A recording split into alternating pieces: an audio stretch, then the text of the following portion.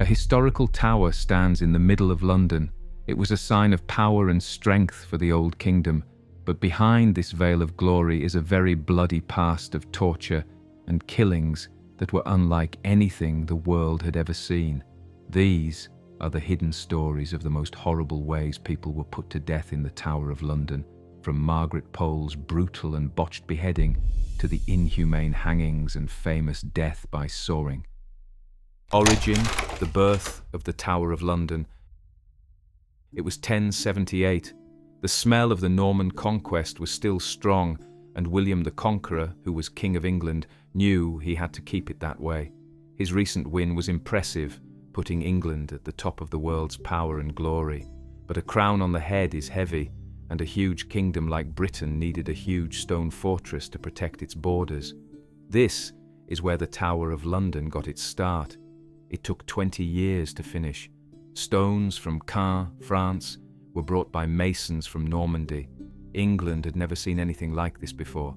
For William, the goal wasn't just to build a fortress, it was also to create a work of art architecture that would dominate the skylines and cheer up the people of London who had been beaten. Since then, the tower has grown by leaps and bounds, protecting the country, running its affairs, and showing what the British people are really like. There is a lot of blood in the story, both from the guilty and the innocent, as well as from simple men who were killed by the king's wrath. During its history, its structures have also changed and grown. Henry III and Edward I decided to add huge defence walls and some smaller towers to William's fortress. In 1240, white paint was used to cover the towers, which was the start of the White Tower. The kings built a beautiful hall in the tower where they could hide when things went wrong. It was also a safe place for them to keep their things. Until the 1800s, weapons and armour were tried and kept there. The London Tower was also in charge of England's money until 1810. Everything that was worth money in the land came from the Tower Mint. It was the economic hub of ancient Britain.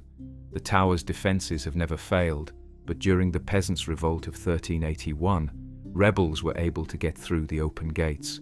On the south side of the White Tower, there used to be a beautiful royal house that is no longer there.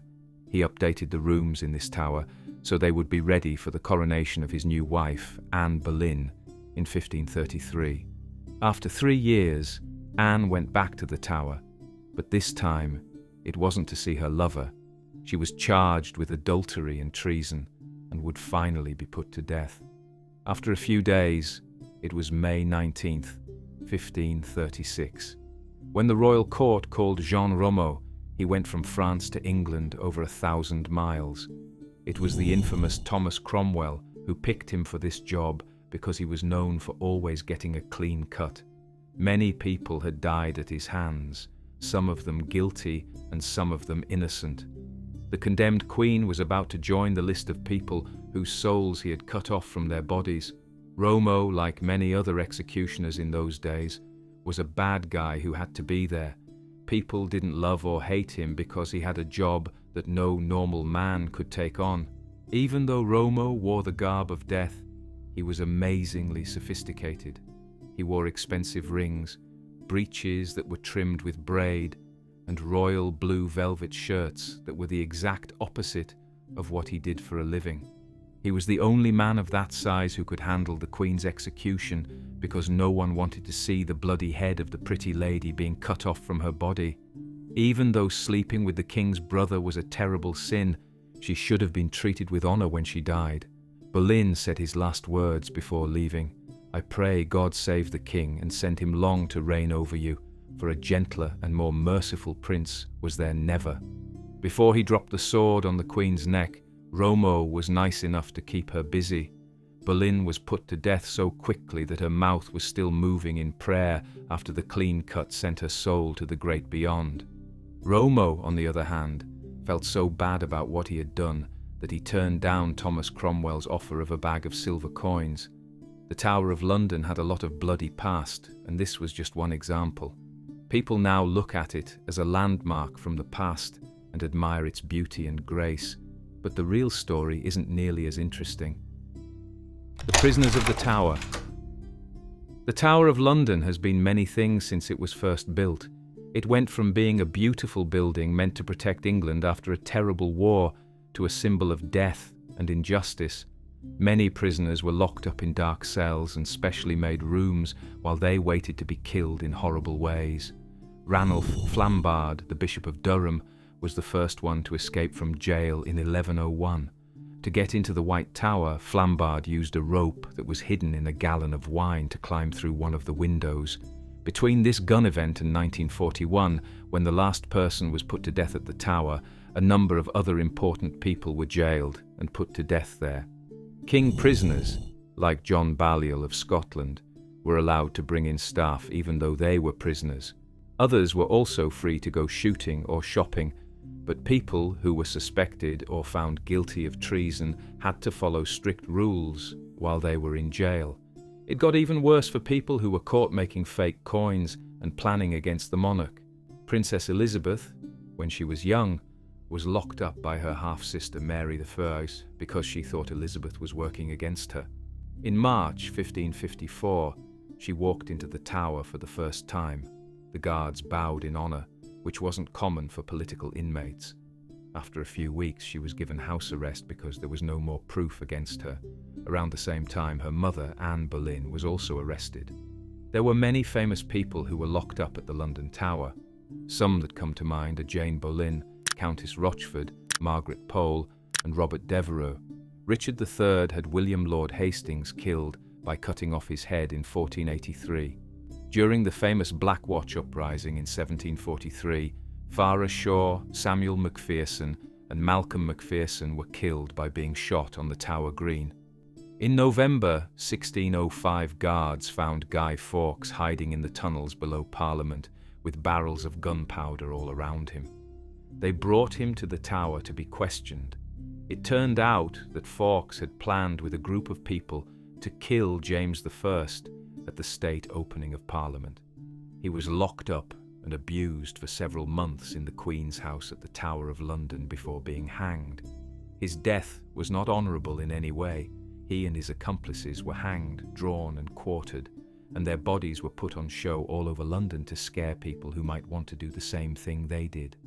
When we talk about famous prisoners, George Plantagenet, the Duke of Clarence, was one of the most talked about people who was put to death at the Tower. Following his brother Edward IV's charge of high treason in 1483, the Duke was put to death in secret. They were sent to the Tower by their uncle, the Duke of Gloucester, to stay safe. Edward V was 12 years old, and his brother Richard was younger. A few days later, both boys vanished without a trace, leaving the throne open for the Duke to take. A little over 200 years later, workers at the Tower found two small bodies. When they died, their bodies were the same size and shape as the boys, which ended the 100-year puzzle for good. After that, their bodies were reburied in Westminster at Charles II's order. It wasn't until 1933 that a proper re-examination proved that the two skeletons were about 10 and 12 years old, which is the same age as the kings when they went missing 500 years earlier. Anne Boleyn, Henry VIII's second wife, was also locked up at the Tower of London in May 1536 on charges of adultery and incest. The Queen was treated differently than the people as prisoners, so she wasn't locked up in a dungeon. Instead, the King himself led Anne Boleyn to a room that was beautifully decorated. After being found guilty, she was given the death penalty and executed on May 19th with a single blow from a French fencer. Then there was Lady Jane Grey, the Queen whose father-in-law, the Duke of Northumberland, used her in a failed military coup. Queen Mary, I was crowned, and Jane and her young husband, Lord Guildford, were sent to the Tower to die because they were thought to be rebels. They were given a reprieve at first, but more rebellion made Jane's continued existence a threat to the Queen in power, so Mary chose to carry out the plans to kill her. Guildford was put to death in public on Tower Hill on February 12, 1554. Due to her special status, Jane was executed once more inside the Tower walls, away from the angry crowd that could only be quenched by killing. She was only 17 years old, There most likely won't be an execution platform anywhere in the Tower of London today if you go there, but back then, those platforms stood tall and proud, like altars to the devil. The execution spot. Depending on the type of prisoner, executions at the Tower of London were most often held at Tower Hill or the Tower Green. One way to die was to be beheaded, which was thought to be the least cruel method and was only done to rich and famous people. For peasants, popular ways to kill them were to hang them, draw their blood, or cut them in half. If the act wasn't that bad, the person would just be hanged. In those days, killings were public events that hundreds or even thousands of people went to see. The goal was to keep other people from standing up against the powerful class. There was a way for important royal family members, like Henry VII's queens, to be put to death inside the private walls of the Tower Green, and most of the time, Tower Hill was the place where people were put to death, especially those who were annoying the masters. Even though most of them were killed by being chopped, other ways of killing them were also considered. For instance, in 1440, Richard W. was killed at the stake for becoming a Muslim. In 1475, John Goose was put to death in the same way for the same reason. In 1484, William Collingbourne was put to death by hanging, drawing and cutting in half for supporting Henry Tudor.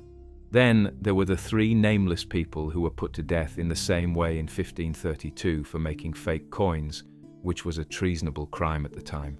In 1554, Sir Thomas Wyatt was killed and cut into 4 equal parts. 5 rowdy teens were hanged and bowled over for making a fuss on Tower Hill in 1595. At this point, it's pretty clear that most of the people who were put to death had no name or face, and only the famous ones had their stories written in stone forever. Some of these famous prisoners were put to death on the Tower Green, which is near the Queen's house. Some people were buried in the area south of the church. In the middle of the area is a small square plot that has been paved with granite. That's where the scaffolding for the private killings used to be. The floor was paved by order of the late Queen Victoria, years after those dark days were forgotten. But killing people wasn't the only thing that happened here. Before they were put to death, prisoners were tortured in the worst ways possible inside the jail walls. Torture in the Tower. There wasn't a lot of torture at the Tower, but dozens of heads were cut off and dozens more were hung. Truth be told, people were only beaten in the Tower between the years 15th and 17th, and only a small number of prisoners were actually hurt. As dangerous as this time in English history was, the ruling class wouldn't have thought twice about doing anything to get information from the rebels. Torture was sometimes used as part of this, but it was more of a way to get something done than a punishment. Sir Francis Bacon wrote during the reign of King James I, "In the worst cases of treason, torture is used for finding out, not for evidence." It also didn't mean that English law let it happen. Everyone who took part in the torture did so on the direct orders of the monarch and the Privy Council. There was no difference in who called it torture, or whether it was done for good or bad reasons for the people who were subjected to it. It was still torture and was very unpleasant. Back then, the English had 3 main tools they could use to torture people: the rack, the scavenger's daughter, and the manacles. The rack was the most common one. It was made to stretch the victim's body past its natural limits, which would cause the limbs to move out of place and be torn from their joints. At the Tower, it was called the Duke of Exeter's daughter because it was said that the Duke, who was a guard at the Tower in the 1400s, came up with the idea. Before the harsh torture began, the prisoner was shown the rack to make them afraid enough to tell the truth. The rack was then used if they still wouldn't follow the rules, and most of the time just seeing the rack was enough to make people give up. The rack was used by Queen Mary, who was Catholic, as well as by Henry VII, Edward II, and Elizabeth I, who were Protestant. This was during the 16th century, a time of great religious unrest. The scavenger's daughter, also called Skeffington's irons, was another well-known way to torture people. It was created by S. Leonard Skeffington, who was the lieutenant of the Tower during the rule of Henry VII. In this one, the victim's body was squeezed in ways that a human body shouldn't be compressed. This one, was the exact opposite of the rack. The scavenger's daughter is only briefly mentioned in the records, so it was probably not used very often. The physical parts of the torture were usually done by the warders of the tower, who were also called beef-eaters and were led by the captain of the tower. The questioning was then done by the commissioners, who usually had at least one police officer with them. The end result was usually the same for everyone, whether they were abused or not. They were put to death. Now we can talk about the long list of people who died in the tower and why they died. One way comes to mind: cutting someone to death. There aren't many records of how many people were sawed in half in London, but this method was said to have been used a lot in England in the past, but only on the most dangerous criminals. It was common to hang and slit someone's throat, but sawing someone in half was not. This was because it was very painful and required a lot of work to keep the victim still while two men cut them in half. Execution of Lady Jane Grey. Lady Jane Grey was Queen of England for 9 days. I tried to stop my Catholic cousin Mary Tudor from becoming Queen, but failed. From July 10th to July 19th, 1553, Jane sat on the throne. Jane got the crown from her cousin Edward VI because she was the great-granddaughter of Henry VII. But after going to the Tower of London to be crowned Queen, Jane was back within 2 weeks, this time as a prisoner on death row. As a Protestant, Jane was different from Mary. This made her a direct danger to the ambitious Queen, who only saw her as a pawn in the Protestants' Game of Thrones. Lady Jane Grey was put to death on Tower Green at the Tower of London on February the 12th, 1554. She was only 17 years old. Mary offered Jane her last chance at life if she became a Catholic, but Jane was so set in her Protestant beliefs that she chose to die instead. Good people, I am coming hither to die, and by a law I am condemned to the same. The fact indeed against the Queen's Highness was unlawful, and the consenting thereunto by me I do wash my hands thereof in innocency before the face of God and the face of you, good Christian people, this day. Those were her last words before she was killed and sent to a place no one knew. As a well-known and respected woman, Jane was allowed to have a secret execution in the Tower.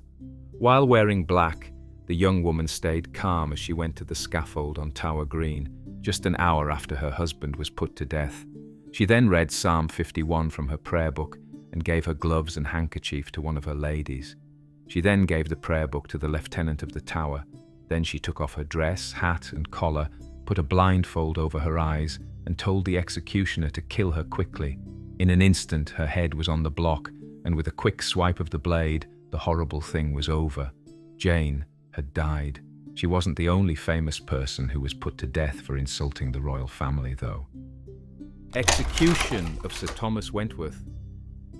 In England, during the rule of King Charles I, Sir Thomas Wentworth was known as one of the most divisive politicians.